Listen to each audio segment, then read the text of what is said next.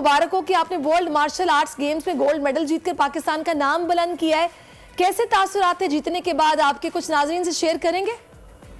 सबसे पहले तो आपका बहुत बहुत शुक्रिया कि आपने मुझे अपने इस प्रोग्राम में मदऊ किया। फीलिंग के हवाले से मैं यही कहूँगा कि बहुत प्राउड मोमेंट होता है। पाकिस्तान का फ्लैग जो है वो इंटरनेशनल लेवल पे हम लहरा रहे हैं और पूरी दुनिया के एथलीट्स होते हैं, उनसे हम फाइट्स करते हैं, उनसे कंपटीशन होता है और उन सबको बीट करके पाकिस्तान का परचम लहराना एक बहुत एजाज़ की बात है, एक फ़ख्र का एक मौका होता है।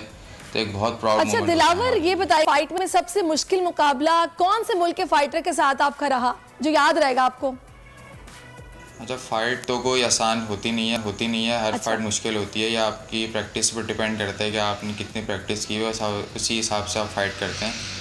मैंने इस वाले इवेंट में 3 कंट्री से फ़ाइट की, कोलंबिया, वेनेजुएला। और सबसे मुश्किल फ़ाइट जो इस इवेंट में मुझे लगी वो थी अमेरिका से, जो कि मेरी फ़ाइनल फ़ाइट थी।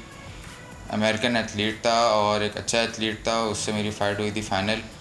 तो थोड़ा मुश्किल हुआ था उससे खेलने में, लेकिन अल्हम्दुलिल्लाह उसको मैंने बीट किया और गोल्ड मेडल किया। कि इस इवेंट का इनेकाद अमेरिका में था, तो ये तमाम अखराजात आपने खुद उठाए थे या फिर स्पोर्ट्स बोर्ड की या किसी इदारे की जानिब से आपको सपोर्ट भी मिली?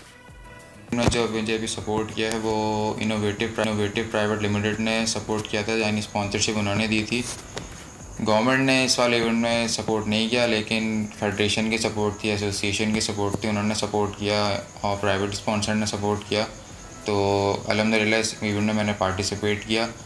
और बाकी सबसे मैं यही बोलूँगा कि प्राइवेट स्पॉन्सरशिप या गवर्नमेंट लेवल पे जो स्पॉन्सर्स हैं उनसे के प्लेयर्स को सपोर्ट करें, क्योंकि बहुत सारे एथलीट पूरी ज़िंदगी मेहनत करते हैं, पूरा टाइम लगाते हैं और एंड में जाके उनको स्पॉन्सरशिप नहीं मिलता, जिसकी वजह से उनकी पार्टिसिपेशन पॉसिबल नहीं हो पाती। बिल्कुल ऐसा ही है। तो यही मैं कहूँगा कि प्राइवेट सेक्टर हो या गवर्नमेंट सेक्टर हो, वो एथलीट्स को स्पॉन्सरशिप दे ताकि वो इंटरनेशनल इवेंट्स में पार्टिसिपेट कर सकें और पाकिस्तान का नाम। आप सही कह रहे हैं। तो दिलावर, अपनी पढ़ाई के हवाले से बताइएगा कि किस तरह तालीम के साथ आप इस मार्शल आर्ट को मैनेज करते हैं और प्रैक्टिस के लिए दिन में कितना वक्त आपको दरकार होता है?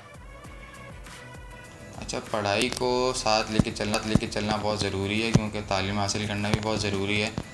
तो इवेंट पे डिपेंड करता है कि इवेंट कितना दूर है और क्या टारगेट है। तो एक इवेंट के हिसाब से ट्रेनिंग की जाती है, यानी आप समझें पीरियडाइजेशन की जाती है, कितने टाइम पहले आपने क्या ट्रेनिंग करनी है और किस वक्त क्या ट्रेनिंग करनी है। डाइट वगैरह जो सब चीज़ें होती हैं सब यानी सबको एडजस्ट करके इवेंट के हिसाब से लिया जाता है कि 1 महीने पहले आपने क्या डाइट और क्या ट्रेनिंग करनी है, 15 दिन रहेगा तो आपने क्या डाइट करनी है और क्या ट्रेनिंग करनी है।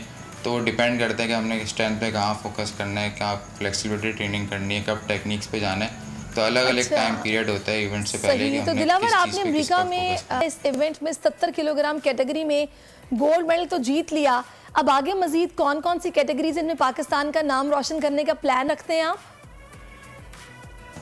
वेट कैटेगरी तो मेरी 77 ही रहेगी, क्योंकि एक वेट कैटेगरी के अंदर अपना जो आपकी रैंकिंग होती है उसको मेंटेन करना होता है। तो इवेंट चेंज होता रहता है, टारगेट इवेंट के हिसाब से चेंज होता रहता है कि आपने नेक्स्ट इवेंट, जैसे आपको एशियन चैम्पियनशिप आ रही है या वर्ल्ड चैम्पियनशिप आ रही है या कोई गेम्स आ रहे हैं, तो उसके हिसाब से अलग अलग इवेंट्स पर टारगेट चेंज होते रहते हैं। वेट कैटेगरी सेम रहती है, उसको मेंटेन करना होता है।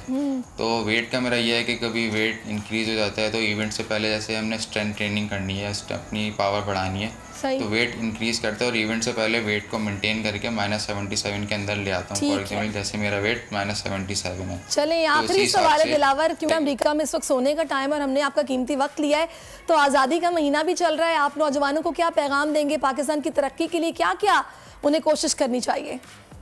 बिल्कुल ऐसा ही है, हमारा आज़ादी का महीना चल रहा है, इंडिपेंडेंस डे हमारा 14 अगस्त को।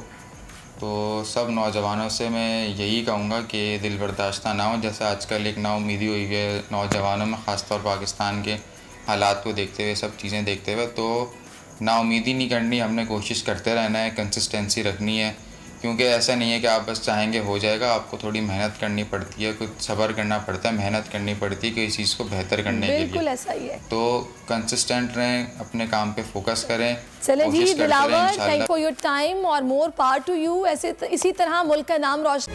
तारीख का अमीर,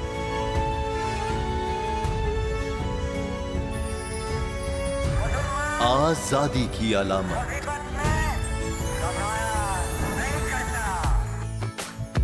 हुस्न का आईनादार, फिक्रो नजरिए की अक्कास, सरफराजी का गवाह, यानी हम सबका निगहबान पाकिस्तान।